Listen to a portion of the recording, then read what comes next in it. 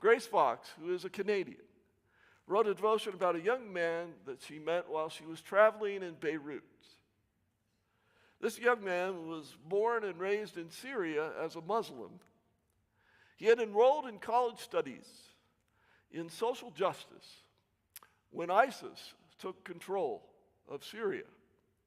He refused to withdraw from his studies, and as a result, the ISIS officials arrested him and threw him into prison and tortured him while he was there. One day while he was in prison, he cried out, "God, if you are real, rescue me." It was a desperate prayer in a desperate situation. Guess what? We serve a God who loves to answer desperate prayers. Soon afterward, a bomb destroyed part of the prison, and the man was able to flee, and he escaped to Lebanon. And it was in Lebanon where he was introduced to Jesus. After training to become a Christian missionary, he founded a school for Syrian children. And what happened next was simply amazing.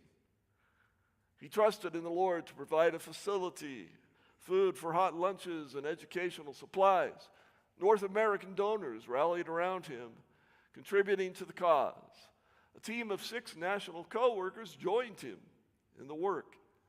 And the ministry grew to include Bible studies for the parents of the children.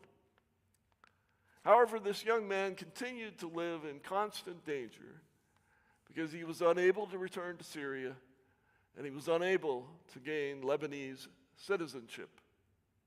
Ultimately, he was granted refugee status in Canada. And it is Grace Fox and her family who welcomed him and helped him to get settled in Canada. When Grace worries about this man's future, she remembers his past and she reflects, Jesus has delivered him from dangers and difficulties too many to count.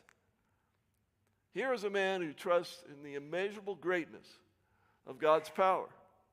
And he has seen God's power work wonders, not only for him, but for the children that he served in Lebanon. What a journey from a prison controlled by ISIS. What an amazing journey. There are no dead ends with God. There are no dead ends with God.